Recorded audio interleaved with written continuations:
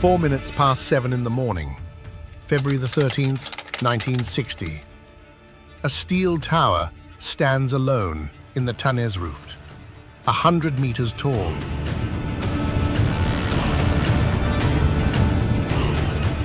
Around it, in every direction, flat grey gravel, running to a horizon with nothing on it. 16 kilometers away, men crouch in a concrete bunker with their backs turned. At 4 minutes past 7, they see the light through their own closed eyelids.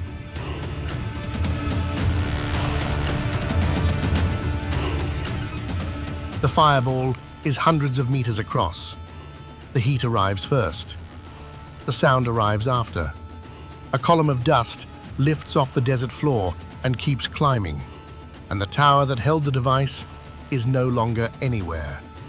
France has just detonated its first atomic weapon. 70 kilotons, about 4 times the force of the bomb dropped on Hiroshima 15 years earlier.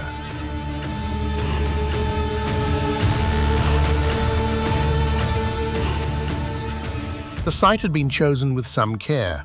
The original plan was to test the device inside a disused mine on Corsica. Corsicans objected, loudly and in numbers. So the test moved south, across the Mediterranean, to a stretch of the Sahara that French maps showed as blank. That was the reasoning. There was nothing there.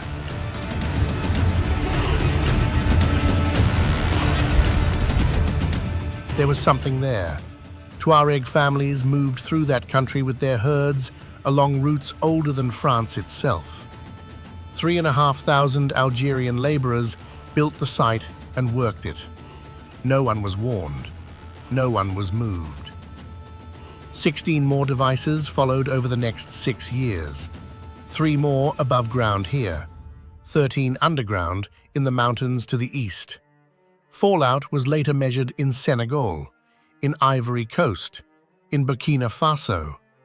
Raised radioactivity was recorded in Khartoum, more than 3,000 kilometers away.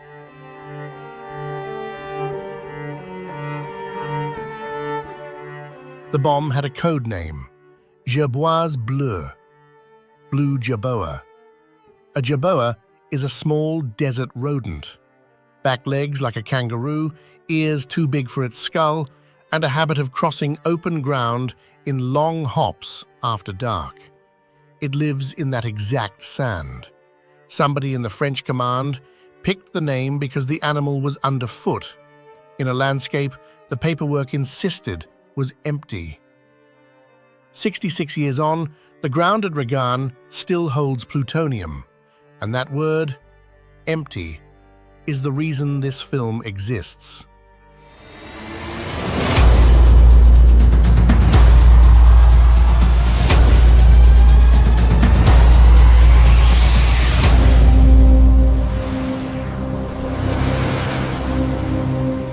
This is Algeria.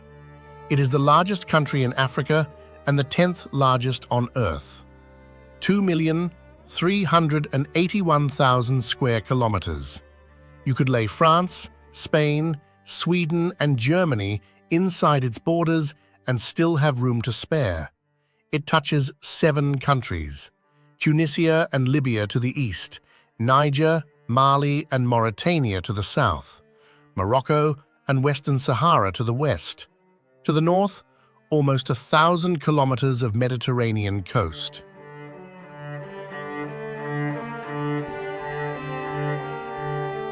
Behind that coast, mountains. The Tel Atlas, then the Saharan Atlas, running east to west like a spine. Cedar forests, peaks that hold snow into spring.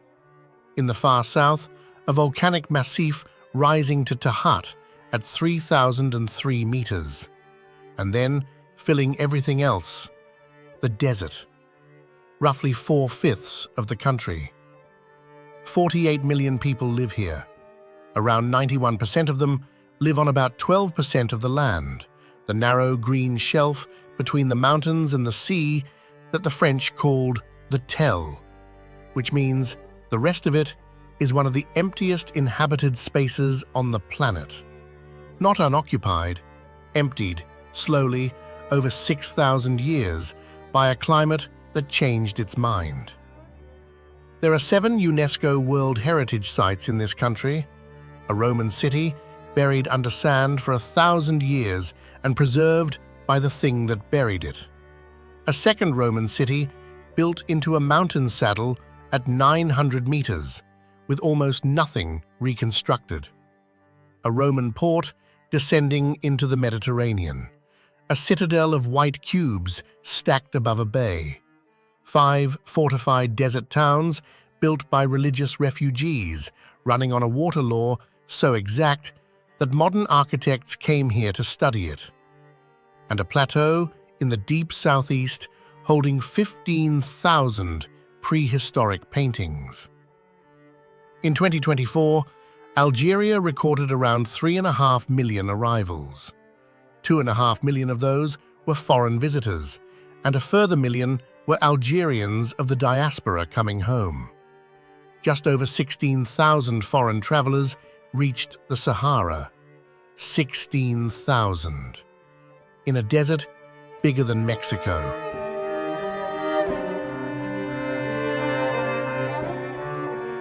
Egypt, next door but one, receives more visitors in a fortnight. Morocco, sharing the western border, receives more in 4 days. There is no single reason for the gap. Some of it is paperwork. Until recently, a visa here meant an embassy appointment and a wait measured in weeks. Some of it is a decade of internal conflict in the 1990s that closed the country to outsiders and left a reputation that outlived the situation by 20 years. Some of it is that Algeria has never much needed the money. Oil and gas have paid the bills since the 60s. But underneath all of that is something older and harder to shift. A picture in other people's heads of what this place is. Sand, and then more sand. 6,000 years ago, this was grassland. Rivers ran across what is now the driest ground on Earth. There were lakes. There were hippopotamus, and elephant, and crocodile. There were cattle herds numbering in the thousands, and the people who kept them left a record of it on the rock, in ochre and white and dark red, across hundreds of shelters and overhangs. Some of those paintings show people swimming. We will get there. It is a long way south, and there is a country to cross first.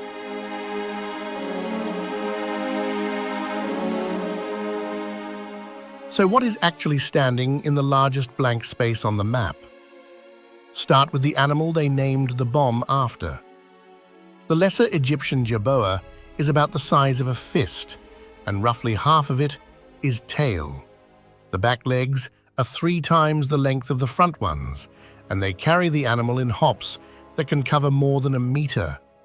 The tail works as a counterweight and a rudder.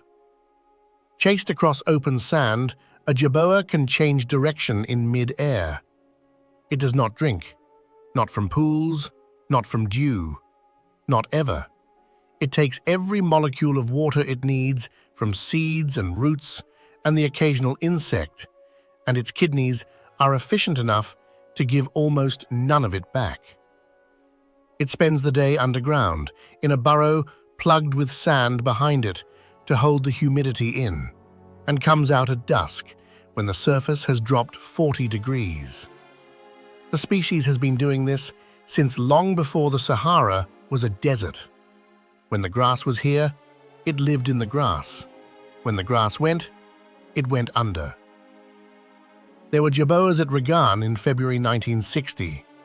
There are jerboas at Regan now, in the same square kilometres, hopping across gravel that a French officer once described as containing nothing of value. The naming was not a joke. It was an accurate observation by men who had looked at the ground and then decided the ground did not count. 1,400 kilometers north, the country begins at the water.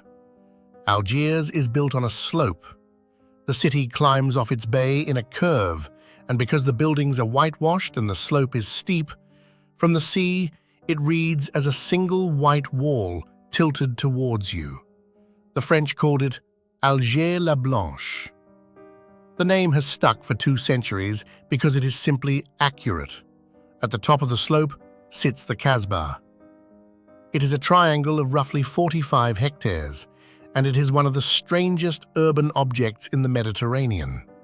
The Ottomans built it from the 16th century onwards, over a much older Berber town, and the logic of the layout is not the logic of a grid. Streets narrow as they climb. Some end in staircases, some end in nothing. Houses lean into each other overhead until the sky becomes a strip, and doorways open onto courtyards never meant to be seen from outside, because the design assumes a family's life happens inward, around a fountain and a square of light. There is a practical dimension to this. A city where no lane runs straight for 30 meters cannot be charged by cavalry, cannot be shelled along an axis, and cannot be held by an occupying force that does not already know the way through. That mattered enormously in the 20th century. It had mattered for 400 years before that. The Kasbah today is in trouble. Rain gets into old lime mortar. Owners leave. Buildings that share load-bearing walls come down in sequence rather than one at a time. UNESCO listed the site in 1992, and there are craftsmen doing careful work with plaster and cedar. There are also collapsed lots where a house used to be and where the neighbors have made a small square out of the gap.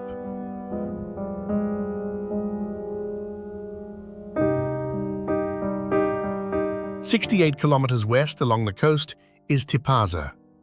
It is a Roman port, and before that, a Phoenician trading post, established on this stretch by the 6th century before the Common Era. The ruins sit directly on the shore. Columns stand in grass that runs to a cliff edge, and below the cliff, the Mediterranean is the flat, hard blue that this coast does better than almost anywhere. Albert Camus was born in Algeria and came here often as a young man. He wrote about Tipaza as a place where the ruins and the sea made a single argument that needed no explaining. And here is the first thing that is genuinely difficult to hold in your head about this country. Stand at Tipaza with your back to the land, and you are not looking at Africa. You are looking at Europe. Spain is 800 kilometers north. Rome is closer to Algiers than Algiers is to Tamanrasset, its own southern city.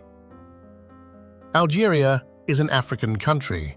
It is also a Mediterranean one, and a Saharan one, and an Arab one, and an Amazigh one, and none of those cancels the others out.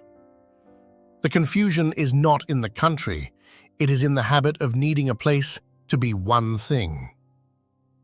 400 kilometers west, Oran faces the same sea from a harbor under a Spanish fort.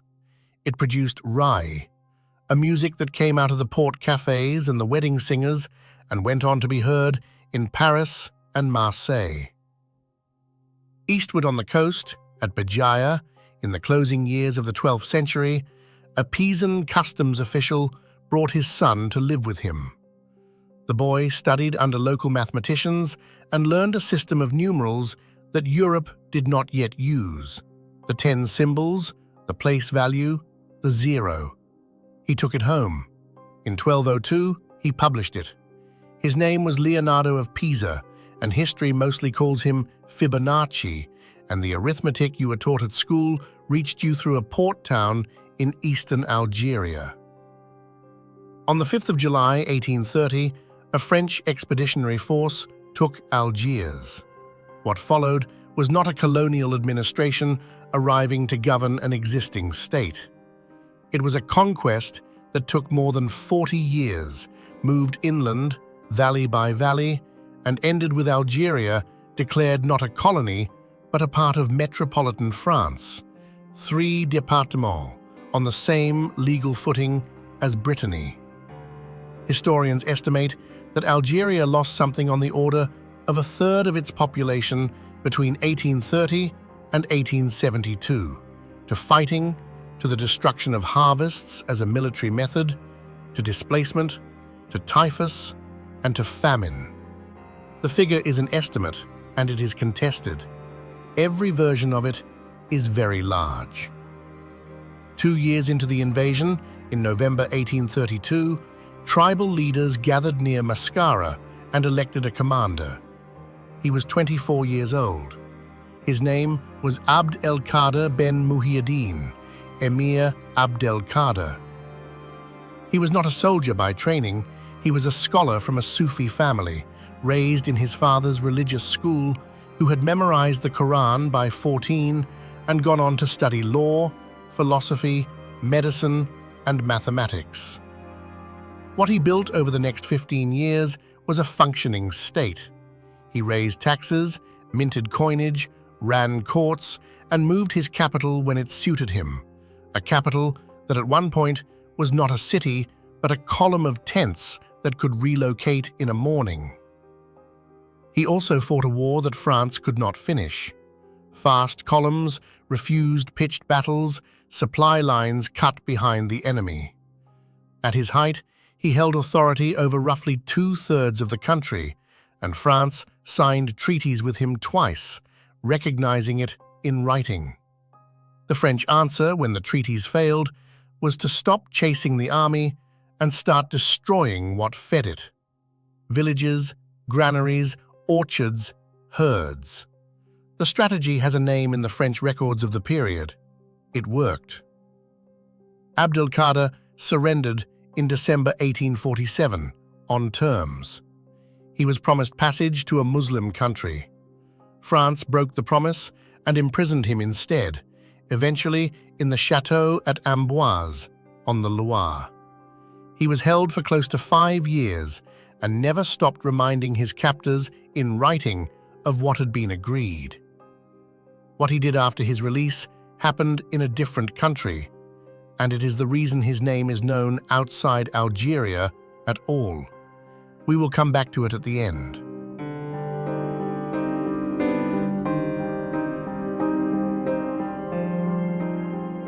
East of Algiers, the coast crumples. The Jura Range comes up off the sea in a hurry, limestone, folded, above 2,000 meters within sight of the Mediterranean, with snow on it from December. Villages sit on the ridge lines rather than in the valleys, tight clusters of red-tiled roofs on the highest ground available, which tells you most of what you need to know about the last 1,000 years here. This is Kabylie, and the people who live in it are Amazigh, a word that means, more or less, free people. The Amazigh have been in North Africa for at least 4,000 years, and probably a great deal longer. They were here before the Phoenicians, before Rome, before the Arab conquests of the 7th century, before the Ottomans, before France. Every one of those arrived, and every one of those left, and the language stayed in the mountains. Not by accident. The mountains are the mechanism. A power that controls the coast and the plains still has to come up a valley, 1 column at a time, to control Kabylie, and at the top of the valley there is a village that watched it coming for 2 days. Kabyle villages ran on an assembly called the Tajmat, every adult male householder meeting in the open on local statutes covering land, water, marriage, debt, and what happened to a man who broke them. Fines were collected. Exile was a real penalty. It is worth being precise about what that is. It is a small republic, several hundred of them, operating in parallel across a mountain range for centuries, largely outside the reach of whoever claimed to govern from the coast.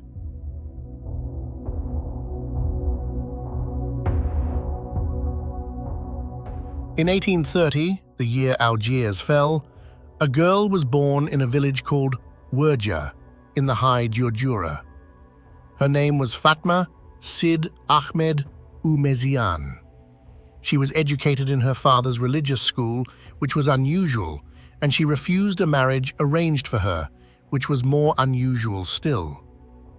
By her 20s, she had a reputation across the range as a woman of religious authority, and people came to her with problems. In 1850, a rebellion broke out in the mountains. The assembly at Sumer voted on who should lead the volunteers, a force known as the Imsiblen, which translates roughly as those who have accepted death, and it gave the command jointly to her brother Sidi Taha and to her. She was about 20. For 7 years, she fought a French army in her own mountains. She won engagements that the French had expected to be routine.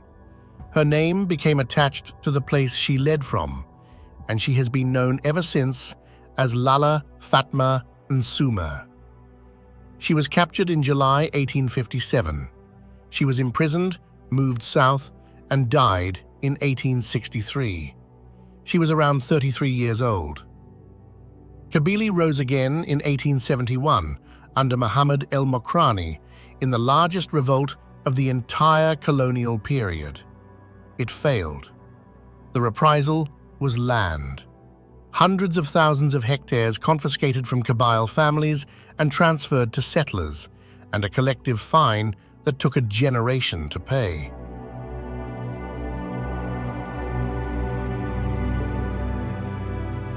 Not everything in these forests is human. The cedar and oak that cover the higher Djurdjura hold the Barbary macaque. It is the only primate native to North Africa. It is also the only macaque anywhere outside Asia. A population that got here, established itself, and then had the ground between it and its relatives turn into the largest desert on the planet. They live in troops of 20 or 30 on a diet that shifts with the season. Acorns in autumn, cedar bark in the lean months, insects and leaves the rest of the year. Unusually among macaques, the males carry and groom infants, including infants that are not theirs. There are far fewer than there were. The forests are fragmenting, the troops are becoming islands, and young animals are taken illegally for the pet trade. The species is endangered. The population in the Djurdjura is one of the most important left anywhere, which is a strange sentence to write about an animal most people assume lives on a rock in Gibraltar.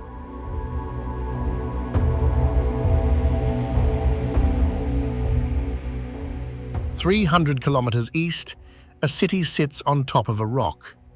Constantine is built on a limestone plateau that the Rumel River has cut clean through. A gorge 170 meters deep, running around and under the old town like a moat that someone forgot to design. To get into the historic center, you cross a bridge.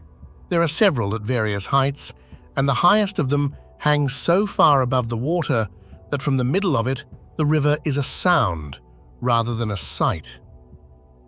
This was Sirte, the capital of Numidia. Around 200 years before the Common Era, a king called Massinissa unified the Numidian tribes from here and allied with Rome against Carthage, a reminder that North Africa dealt with Rome as a partner long before it did so as a possession. It was destroyed in a later civil war and rebuilt under the Emperor Constantine, whose name it has carried since. The gorge made the city famous for being unable to fall. It was besieged by various people dozens of times across 2,000 years. In 1836, a French force tried to take it and was thrown back down the slope with heavy losses. They returned in October 1837 with siege guns, breached the wall at its weakest point, and fought through the streets for 2 days. South of Constantine, the land rises into the Ores, dry mountains, thin soil. At Gufi, villages are built into the cliff faces above a palm gorge, and the houses and the rock are the same color. It takes a moment to work out where one stops. And on a plain at the northern edge of those mountains, there is a city that should not be in the condition it is in. The year is 100 of the Common Era. The Emperor Trajan founds a colony on the Numidian frontier for veterans of the 3rd Augustan Legion who have finished 25 years of service. It is called Colonia Marciana Ulpia Traiana Thamugadi. It is built from nothing, all at once, on a perfect square grid. Streets crossing at right angles, paved in limestone slabs, with the 2 main axes running to a forum. A theatre for 3,500 people cut into a slope. Baths, a market, a public library endowed by a private citizen with the shelving recesses still visible in the stone. Within a few generations, it had outgrown its own walls and spread past them in every direction. Roman veterans, African families, Berber families, intermarried and indistinguishable in the records within 2 centuries. Then Rome went. Then the Vandals came, and the Byzantines, and by the 7th century, Thamugadi was finished as a city. And then the sand arrived.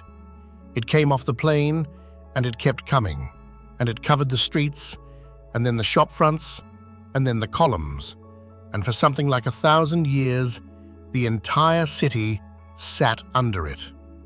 No stone was quarried out of it for later buildings because nobody could reach the stone. No church was built over the temple. No village grew on top. The desert did to Timgad what Vesuvius did to Pompeii, only slowly and without killing anybody.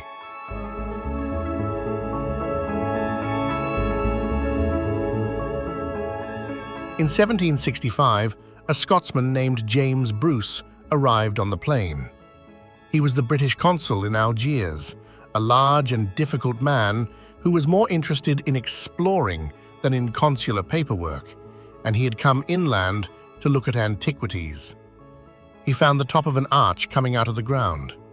He mapped what he could see, made notes, and went home to Europe and told people that there was a Roman city standing in the North African interior. They did not believe him. Bruce had also, by then, traveled in Ethiopia and returned with accounts of things that Europeans considered self-evidently absurd, and his reputation for exaggeration attached itself to everything he said. The Roman city was filed with the rest. It took roughly 100 years for anyone to go and check. When they did, the excavation ran for decades. What came out of the ground was a complete Roman city. Colonnades, mosaics, the Arch of Trajan in its golden sandstone. A grid intact enough that you can walk the original paving and read the street plan with your feet. The theatre still hosts performances. Hold on to Bruce for a moment. A man goes to a place, sees precisely what is there, reports it accurately, and is disbelieved for a century because the thing he described did not match what his audience already knew about that part of the world. That will happen again in this film, further south and with higher stakes.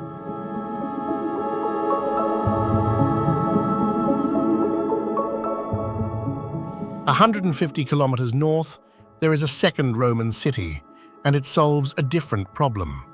Gemila, the Romans called it Quicul, was founded around the year 96 on a narrow saddle of high ground between 2 river gorges at about 900 meters. That is a difficult site. It is also militarily an excellent one, which is presumably the point. The interesting thing is what the architects did about it. Roman city planning wants a grid, and a grid wants flat ground. Quicul has no flat ground. so the plan bends. The main street follows the spine of the ridge rather than a compass bearing. When the city outgrew its forum in the 3rd century, they did not demolish and rebuild.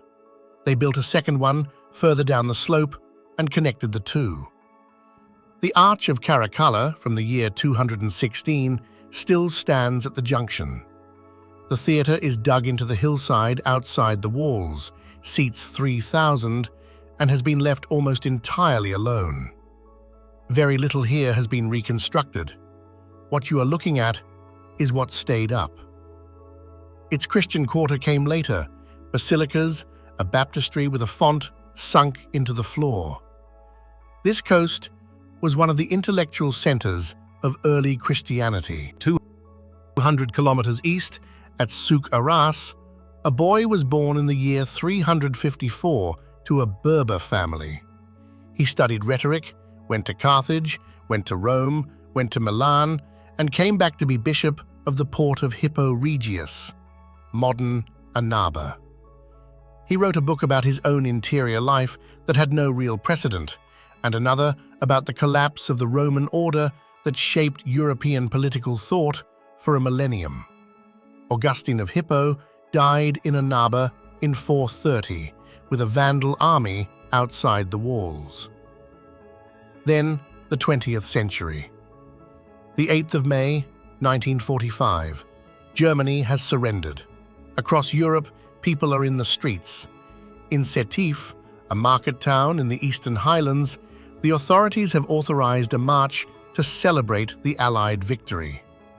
Several thousand people turn out. Many of the men walking have just come back from fighting in Italy and France in French uniforms. The authorization carries one condition: no flag, but the French one. Some marches carry an Algerian flag anyway. A young scout named Sal Bouzid is holding it near the front of the column when the police move to take it. He does not give it up. He is shot dead in the street. What follows over the next hours is a riot. Settlers are attacked in Sétif and in the countryside around Guelma and Karata. Around 100 European civilians are killed. The response is not policing, it is a military operation, artillery, aircraft, and naval gunfire conducted against villages, supplemented by settler militias operating with official tolerance. It runs for weeks. The number of Algerian dead is not agreed. French historians have generally put it in the low thousands. Algerian accounts put it at 45,000. Nobody counted at the time, which is itself part of the record. There is no useful thing to say about that gap. It sits there. 9 years later, on the 1st of November 1954, the War of Independence began. It lasted until 1962. Algerians mark the 8th of May as a day of national remembrance. Independence did not settle the question of what an Algerian is. The new state built its legitimacy on Arabic and Islam and pushed a policy of Arabization through schools, courts, and broadcasting. Tamazight, the language that had outlasted Rome, the Arab conquests, the Ottomans and France in the same mountains, was not taught, not printed, and not admitted to exist in any official document. In March 1980, the writer Mouloud Mameri was due to give a lecture on ancient Kabyle poetry at the university in Tizi Ouzou. The authorities cancelled it. Kabylie went out into the streets and stayed there. Strikes, occupations, marches for weeks. It is remembered as the Berber Spring, and it was put down with force, and it did not stop. It took 22 years. In 2002, Tamazight was recognized as a national language. In 2016, it became an official one, alongside Arabic. Its alphabet, Tifana, is now taught in schools, the same script that appears carved into rock in the Sahara, thousands of years old. Some things in this country take a very long time. They do not always fail. North of the Atlas, the country makes obvious sense. Rain falls, rivers run, cities sit where cities usually sit. South of it, none of that applies. So how do you build something permanent in a place that gets no rain? 600 kilometers south of Algiers, past the last of the mountains, the road runs out onto a limestone plateau the color of dry bone. There is a riverbed here, the Wadi Mazab, which is dry almost every day of the year, and built along it, on 5 separate hills, are 5 walled towns: El Atuf, Unura, Malika, Gardaya, and Beni Izgin. Founded between 1012 and 1350, each one a cone of flat-roofed cubes stacked up a hillside to a mosque at the summit, whose minaret is not a decorative tower, but a watchtower with a view of the approaches. The people who built them are Mozabites, Berbers of the Ibadi branch of Islam, a minority within a minority. They came here after the collapse of their state further north because they were being hunted, and this was the least survivable ground available. That was the appeal. Nobody follows you into a place like this. The problem then is water. Rainfall here is under 90 millimeters a year, and it does not arrive gently. It arrives 2 or 3 times a decade as a flash flood that comes down the wadi fast enough to move cars.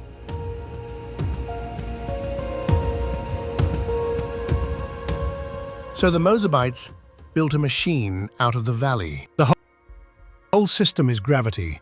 Dams and deflectors across the wadi slow the flood and split it. At each junction, there is a stone distributor cut with notches of specific widths, and the notch widths are the law. This garden receives that fraction of whatever comes down, in perpetuity, regardless of who owns it now. Underneath, hand-dug wells and galleries thread through the rock to recharge the water table rather than drain it. Every drop that falls on the catchment is caught, slowed, shared, and put back into the ground. It has run for close to 1,000 years, and it survives because it was never only an engineering system. It is a legal and religious one. Interfering with the distribution is not inefficiency. It is theft, and it is a sin, and the community treats it that way. The architecture works on the same principle. Houses are near identical because building larger than your neighbor is discouraged. Windows are small and high. Rooms are stacked so the ground floor stays cool. Streets are narrow enough that walls shade each other most of the day. There is almost no ornament anywhere, and the palette is whatever the local stone and lime happen to be. In 1955, a Swiss-French architect came to look at it. Le Corbusier had spent 30 years arguing that a building should be shaped by its function and its climate, and nothing else. Then he stood in Gardaya and found people who had done it in the 11th century, in mud brick, without a manifesto. He came back more than once. So did André Ravereau, who spent much of his working life here. A great deal of what modern architecture believes about desert building was learned in this valley and carried north. Beni Izgin, the strictest of the 5, still closes its gates at night and still requires a local guide to enter. In the late afternoon, its square fills for an auction that has run in the same form for centuries. Sellers walking a circuit with the goods held up, prices settling by descent rather than ascent. It is the most closed town in the valley, and its economy runs on an open cry in a public square. Both of those are true.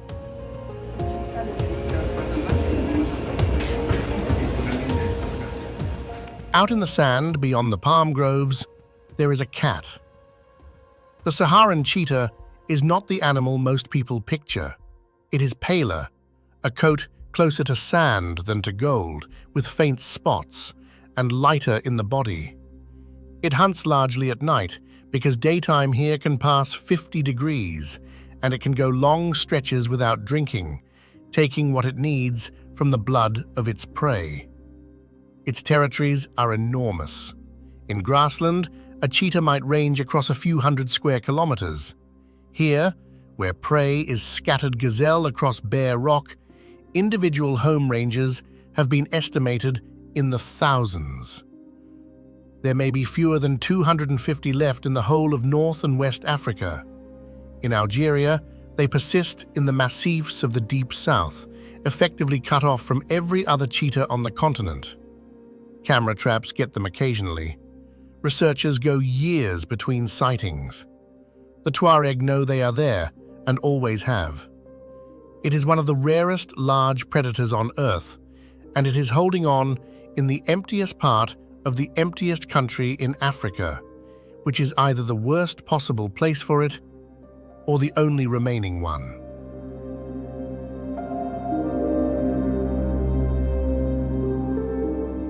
West of the Mazab, at the edge of the Grand Erg Occidental, the town of Timimoun is built in red mud brick with a crenellated Sudanese-style skyline, sitting above a dry salt lake with the dunes beginning behind it.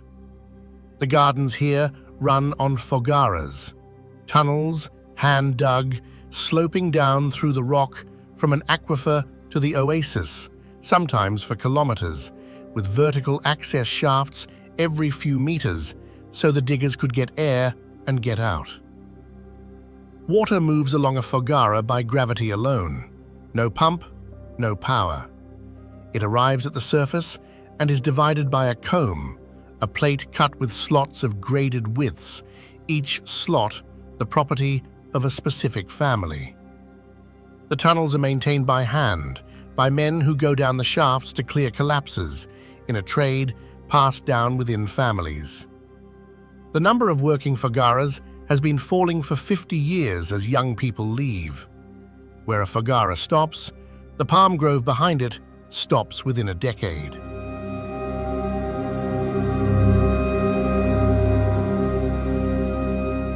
"1,500 kilometers south of the Mediterranean, the desert stops being flat.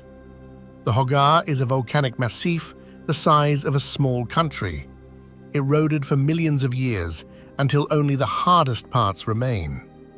What is left standing are the throats of the volcanoes themselves, vertical plugs of solidified magma, black and sheer, rising several hundred meters off a plateau that is already 2,000 meters up. At Asakrem, at 2,700 meters, there is a stone hut on a ridge. A French priest named Charles de Foucauld built it in 1911. He had been a cavalry officer, then a geographer, then a monk, and he came to live among the Kel Ahagar Tuareg with no intention of converting anyone. He spent his years here compiling a dictionary of Tamahak and collecting Tuareg poetry, thousands of verses, and most of what survives of that oral tradition in written form. People still climb to the hut for sunrise. In January, the temperature at dawn up there can sit below freezing, in the middle of the Sahara. The Tuareg of the Ahagar are Amazi, like the Kabyles and the Mozabites, and write their language in Tifana. Descent runs through the mother's line. The indigo veil, the Tagelmust, is worn by the men. They have crossed this desert commercially for well over 1,000 years, across distances that only make sense if you know exactly where the water is. That knowledge was the asset, not the camels, the map in the head.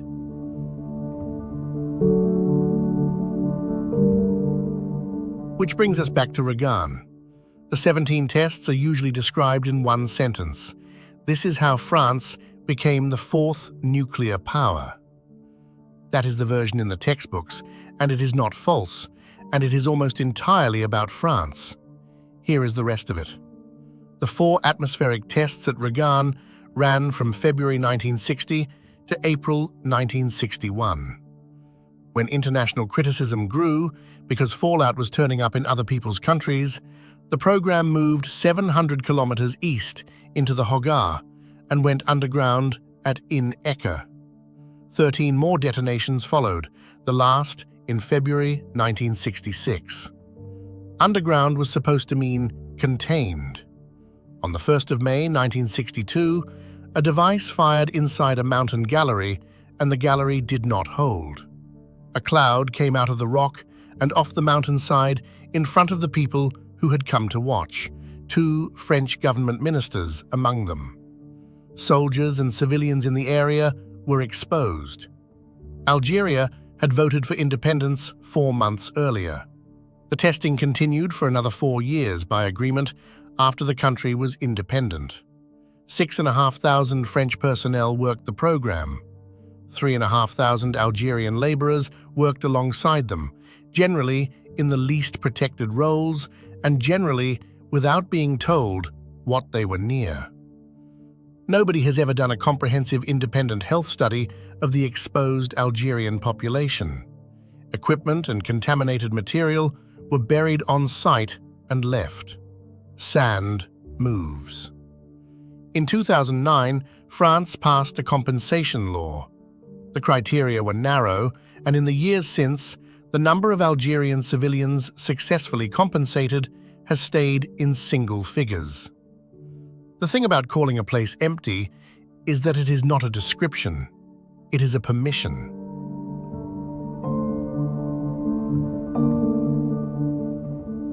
Now go south and east to the far corner of the country, where Algeria touches Libya and Niger. Tassili Niger is a sandstone plateau about 100 kilometers long, standing between 1,000 and 1,800 meters above the surrounding desert. It is the emptiest ground in the emptiest country in Africa. So why is it covered in pictures? Wind and sand have worked on it for a very long time, and what they have made is a maze. Thousands of freestanding pillars, arches, corridors, and dead ends, in every shade from pale grey to dark rust. Visitors call it a forest of stone. It is a reasonable description, and it is also the wrong one, because a forest implies something that grew. The name is Tuareg. It means approximately plateau of the rivers. That is not metaphor. The plateau is cut by wadis, dry channels with beds of gravel and sand, banks, meanders, the whole grammar of a river system with no water in any of them.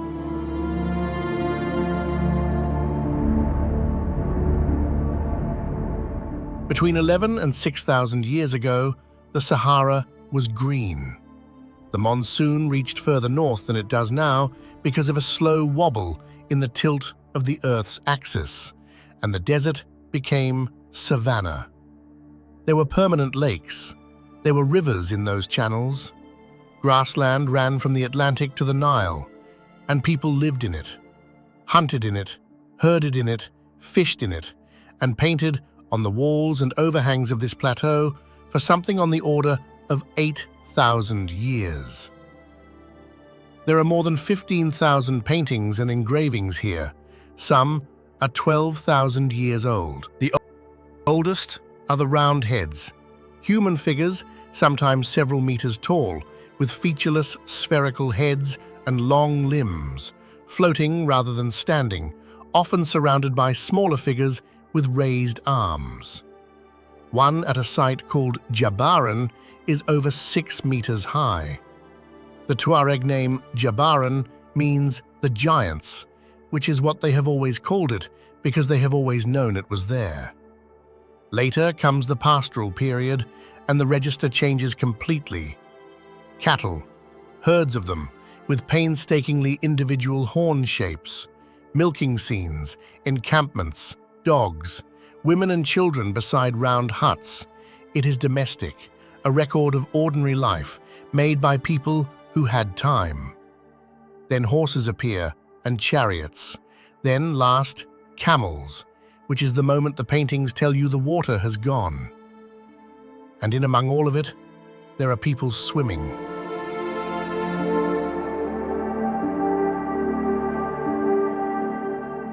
There are hippopotamus. There are elephants and giraffe and rhinoceros. There are crocodiles.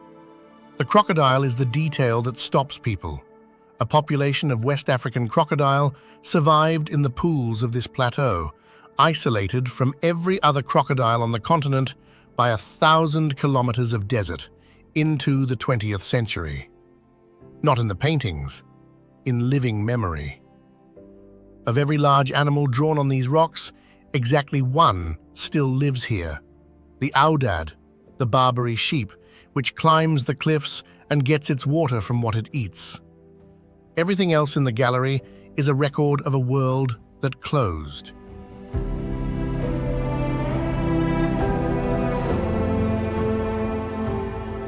Europe was told about this in the 1930s, when a French officer named Lieutenant Charles Brennans, patrolling the wadis, began sketching what he was walking past. He brought an archaeologist named Henri Lote to see it. Lote returned in 1956 with a full expedition, guided to the sites by a Tuareg man named Djibrine, and stayed for 16 months. His team traced and copied hundreds of panels. He published, and the results toured Paris, and the Sahara acquired a prehistory in the European imagination more or less overnight.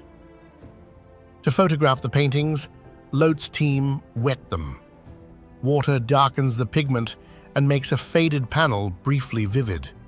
It also lifts pigment off rock that has been dry for 8,000 years. Some of the panels he made famous are measurably worse now than they were when he found them, and some of the copies his team produced are more interpretation than record. He was not a vandal. He was a man in a hurry with the wrong technique, who did more than anyone to make this place known and permanent damage while doing it. And here is where James Bruce comes back. Nothing at Tassili was discovered in 1956. Nothing was discovered in the 1930s either. The Tuareg had lived alongside these panels for as long as there had been Tuareg, had names for the sites, and had told visitors about them. The paintings entered history at the moment a European wrote them down, and other Europeans believed him. Bruce reported a Roman city and was disbelieved for 100 years because his audience already knew what was in North Africa. Djibrine walked a French archaeologist to the largest gallery of prehistoric art on the planet, and the gallery is dated, in most accounts, from the year the Frenchman arrived.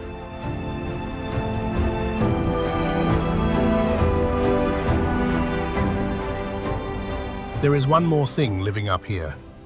Scattered through the wadis of the plateau, in ground that receives about 30 millimeters of rain a year, there are cypress trees. They are called tarut. They exist nowhere else on Earth. The nearest other tree of any kind is hundreds of kilometers away. These are relics, survivors of the forest that stood here when the rivers ran, hanging on in the gravel of the beds where the last of the moisture goes. There are 233 of them.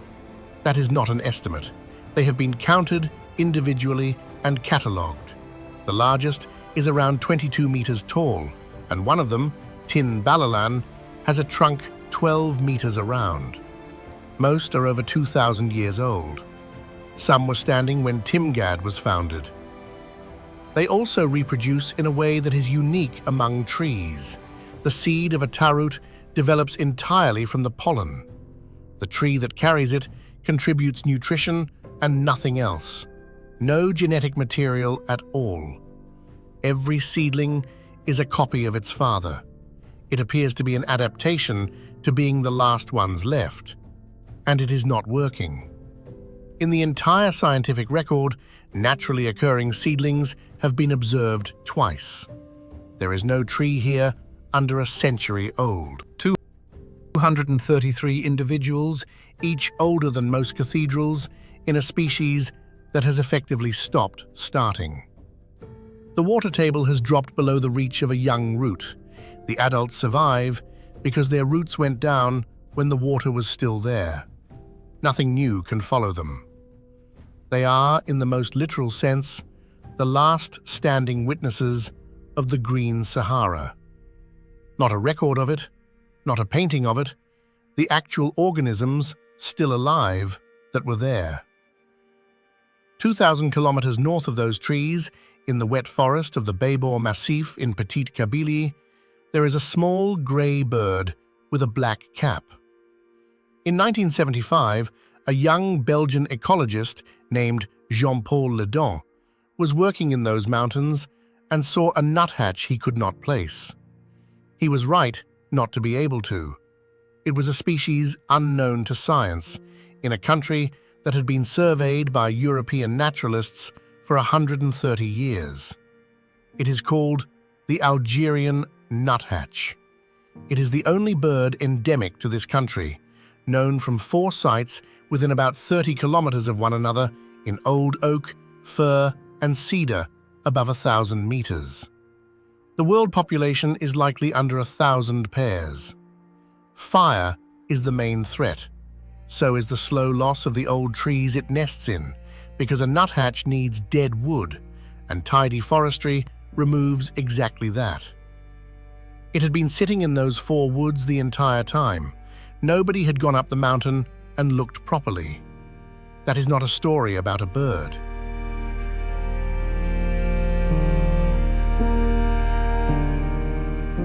One last thing about the man we left in a French prison.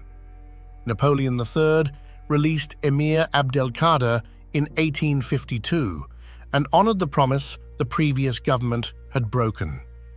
He settled in Damascus in 1855 and went back to the life he had trained for as a boy: teaching, writing, prayer, and the quiet management of thousands of Algerian refugees who had followed the conquest east and had nowhere to go.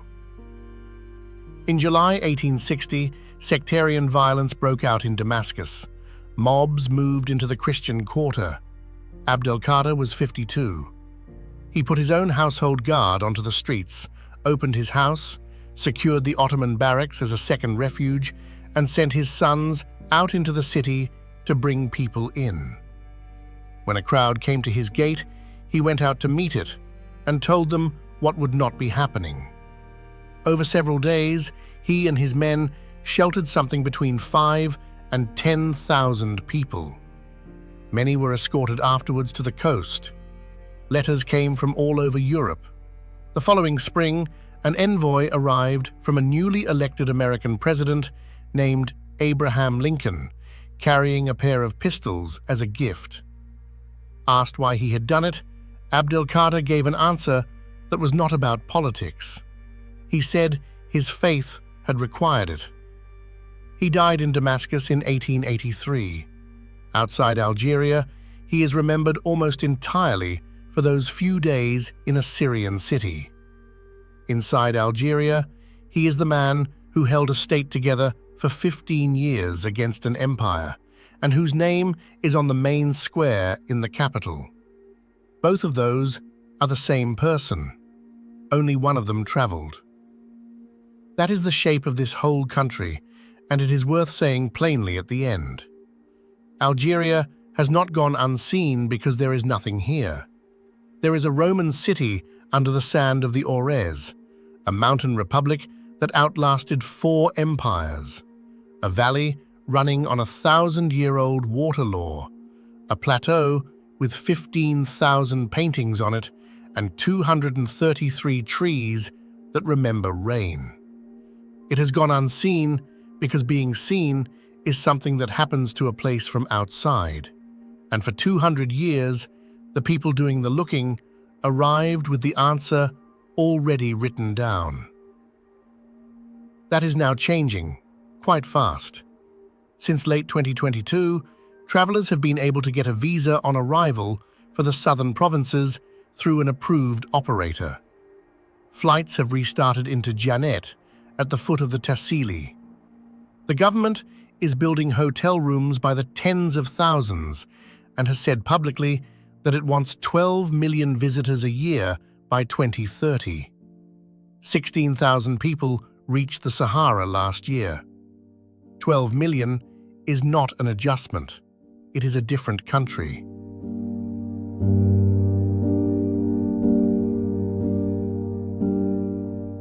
And there is no comfortable way to finish that thought. The paintings survived 8,000 years, partly because almost nobody could reach them.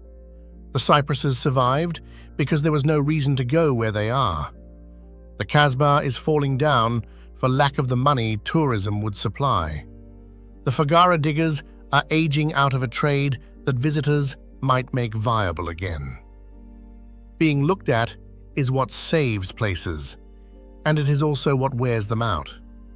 Both are true here at once, and which one wins is genuinely not decided.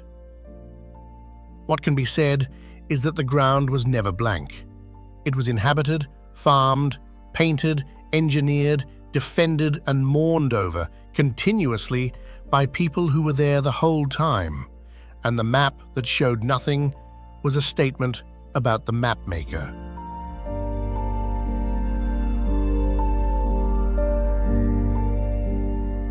Thank you for watching. Until the next journey.